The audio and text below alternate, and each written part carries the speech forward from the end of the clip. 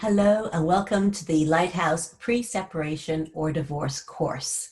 So this course is if you've been considering separating or divorcing from your spouse and you're a little bit overwhelmed, and obviously it's such a huge decision to make. Usually people take about 3 to 5 years before they make this decision, and things have usually been going not so smoothly for quite a while. So I want to take you through different steps that you can consider before you decide to separate or divorce. What you might need to get into place, what you might need to look into to make you feel more comfortable about whether you want to stay or whether you want to go. So let's get started, and I hope this is going to help you a lot in your decision-making process.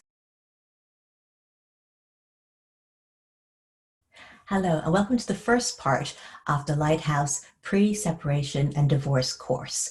So in this section, I want you to look at 3 different things. As you're contemplating whether you want to go for separation or divorce, there are 3 things you should do first. The first one is I want you to download my free copy of How to Save Your Marriage. And I want you to really look at all those steps and see if you're trying all those steps. It talks about the 5 language of love between couples.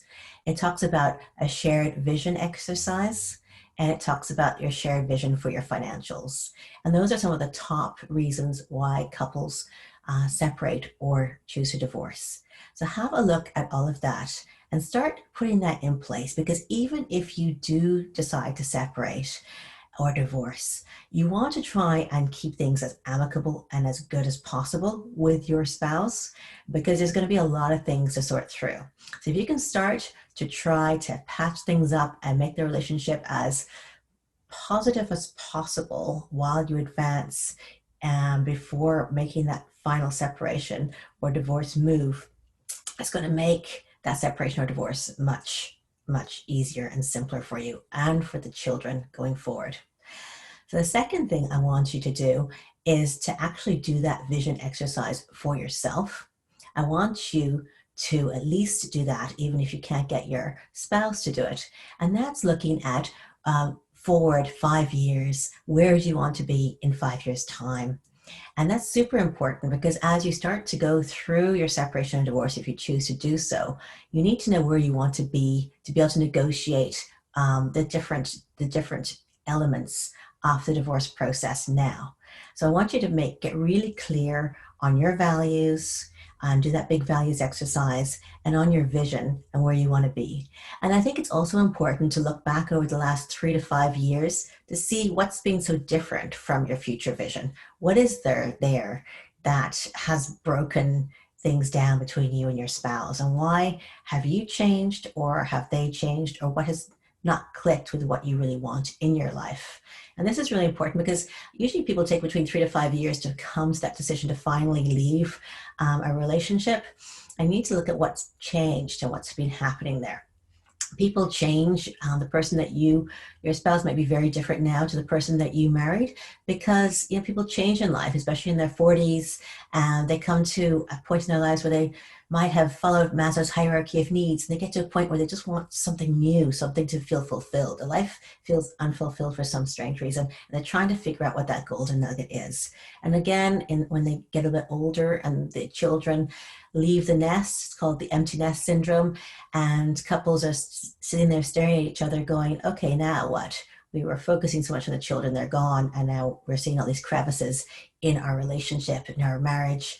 What are we going to do now? So take the time to go back and understand what that is.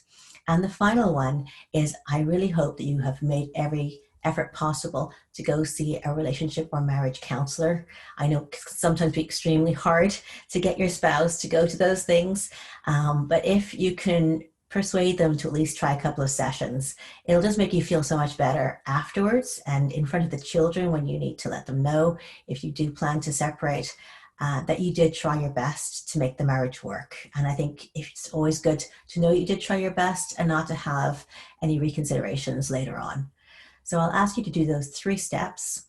Download the Saving Your Marriage course, doing the vision exercise for yourself and looking back as well to see how that differs from where you want to be, and planning how you're going to get to where you want to be. And then also trying to get your spouse to some counseling sessions, some marriage counseling sessions, and try to get a really good counselor You might need to go through a couple before you do. I have seen so many different marriages that I definitely thought were going to explode, but they found themselves a good counselor. Sometimes they had to go through a couple of people before they found the right person, and they were able to get it to work. Now, the only time I would suggest not going to a counselor is if you're in an abusive relationship.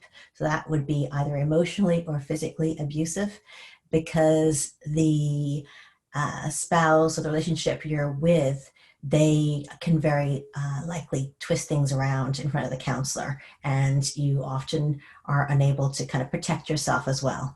So in those situations, visiting a counselor or even a mediator may be counterproductive. Otherwise, I think everyone should try and know and feel comfortable that they've made the right decision in the future. So go off and do that, and then we'll move on to the next section. Thank you.